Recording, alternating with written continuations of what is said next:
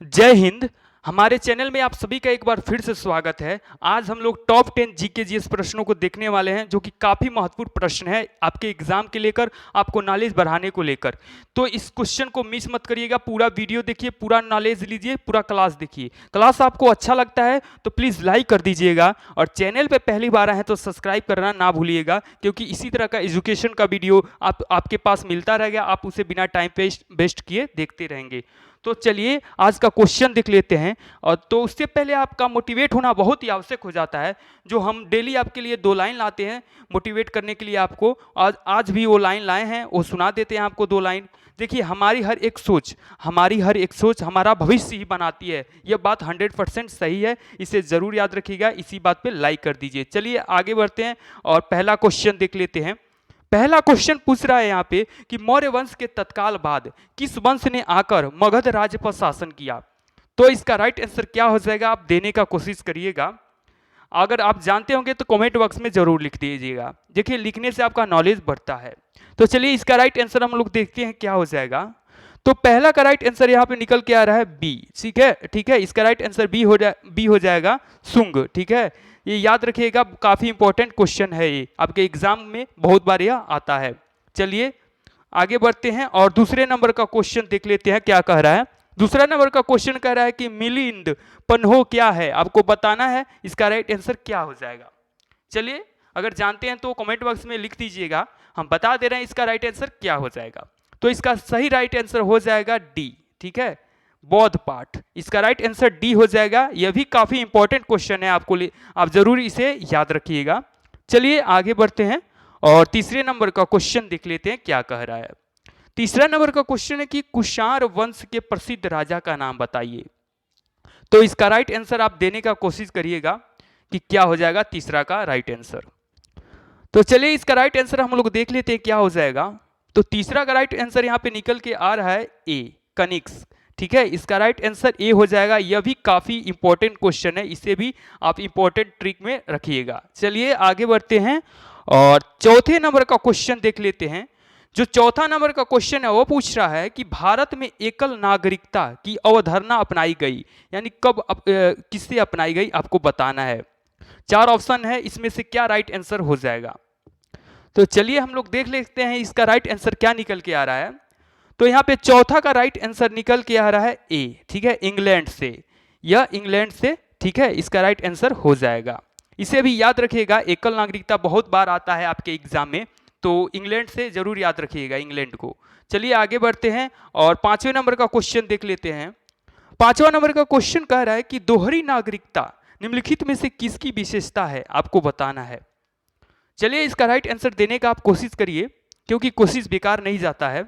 जानते होंगे तो कमेंट बॉक्स में जरूर लिखिएगा। चलिए हम लोग देख लेते हैं इसका राइट आंसर क्या आ रहा है। तो 5वां का राइट आंसर यहाँ पे हो जाएगा बी। ठीक है, संघीय सरकार, इसका राइट आंसर बी हो जाएगा। तो चलिए आगे बढ़ते हैं और 6वें नंबर का जो क्वेश्चन है उसे देख लेते हैं। तो यहाँ पे यह 6वें नंबर का क्वेश्चन कह रहा है कि भारतीय संघवाद इनमें से किसके निकट है। तो आपको बताना है कि भारतीय संघवाद इनमें से किसके निकट है। 4 ऑप्शन है, इसमें से राइट आंसर क्या हो जाएगा आप बताने का कोशिश करिएगा। तो चलिए इसका राइट आंसर हम लोग देख लेते हैं क्या हो जाएगा। तो 6वां का राइट आंसर यहाँ पे निकल के आ रहा है सी, कनाडा। ठीक है, इसका राइट आंसर कनाडा हो जाएगा, कनाडा के। तो ये भी इंपॉर्टेंट क्वेश्चन है, ये भी मोस्ट इंपॉर्टेंट क्वेश्चन होगा आपके एग्जाम के लिए, क्योंकि एग्जाम में बहुत बार ये भी आ रहा है, इसे जरूर याद रखिएगा। तो चलिए आगे बढ़ते हैं और 7वें नंबर का जो क्वेश्चन है उसे देख लेते हैं। 7वें नंबर का क्वेश्चन कह रहा है कि भारतीय संविधान ने भारतीय महासंघ की योजना किसके संविधान से ली थी। आपको बताना है कि भारतीय संविधान ने भारतीय महासंघ की योजना वह किसके संविधान से ली थी। 4 ऑप्शन है, इसका राइट आंसर आप देने का कोशिश जरूर करिएगा। तो चलिए इसका राइट आंसर हम लोग देख लेते हैं क्या हो जाएगा। तो यहाँ पे 7वां का राइट आंसर निकल के आ रहा है बी, कनाडा। ठीक है, यह भी इंपॉर्टेंट क्वेश्चन है, यहाँ पे सब इंपॉर्टेंट क्वेश्चन है, हम लोग सभी इंपॉर्टेंट ही क्वेश्चन लाते हैं। तो इसका भी राइट आंसर बी हो जाएगा, कनाडा। चलिए आगे बढ़ते हैं और 8वें नंबर का क्वेश्चन देख लेते हैं। यह भी क्वेश्चन मोस्ट इंपॉर्टेंट है। तो 8वें नंबर का क्वेश्चन कह रहा है कि पृथ्वी कितनी पुरानी है, इसका निर्धारण किस प्रकार किया जाता है। आपको बताना है इसका राइट आंसर क्या हो जाएगा। तो 8वां का राइट आंसर यहाँ पे क्या निकल के आ रहा है हम लोग देखने वाले हैं। तो इसका राइट आंसर यहाँ पे हो जाएगा बी। ठीक है, इसका राइट आंसर बी हो जाएगा, रेडियोमेट्रिक काल निर्धारण से। ये इंपॉर्टेंट ये भी क्वेश्चन है, ये बहुत बार आता है, बहुत कम ही लोग जानते हैं इसके बारे में, तो इसे जरूर याद रखिएगा। चलिए आगे बढ़ते हैं और 9वें नंबर का जो क्वेश्चन है उसे देख लेते हैं। 9वें नंबर का क्वेश्चन कह रहा है कि भारत का अंतिम वायसराय कौन था। आपको बताना है कि भारत का अंतिम वायसराय कौन था। तो चलिए इसका राइट आंसर आप देने का कोशिश करिएगा, जानते होंगे तो कमेंट बॉक्स में जरूर लिखिएगा। चलिए इसका राइट आंसर हम लोग देख लेते हैं क्या हो जाएगा। इसका राइट आंसर हो जाएगा सी राजगोपालाचारी। ठीक है, इसका राइट आंसर सी हो जाएगा। यह भी काफी इंपॉर्टेंट क्वेश्चन है। देखिए भारत के पहले एवं अंतिम भारतीय वायसराय थे ये सी राजगोपालाचारी। चलिए आगे बढ़ते हैं और 10वें नंबर का क्वेश्चन देख लेते हैं क्या कह रहा है।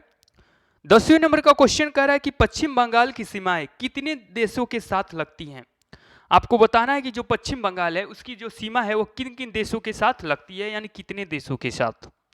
चलिए इसका राइट आंसर आप देने का कोशिश करिएगा, अगर आता है तो कमेंट बॉक्स में जरूर लिख दीजिएगा। हम इसका राइट आंसर दे रहे हैं क्या हो जाएगा।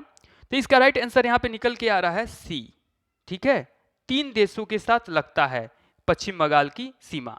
इसे जरूर याद रखिएगा, काफी इंपॉर्टेंट क्वेश्चन था ये सब। आज का इतना ही क्वेश्चन है। देखिए कल हम एक और नए वीडियो पे इसी तरह का जीके करंट अफेयर्स का वीडियो लाएंगे जो टॉप 10 क्वेश्चन होगा, उसे भी आप देखिएगा कल। ये भी मोस्ट इंपॉर्टेंट क्वेश्चन था, इसे जरूर याद रखिएगा, अब एग्जाम के लिए बहुत ही खास है। तब तक के लिए जय हिंद, जय भारत।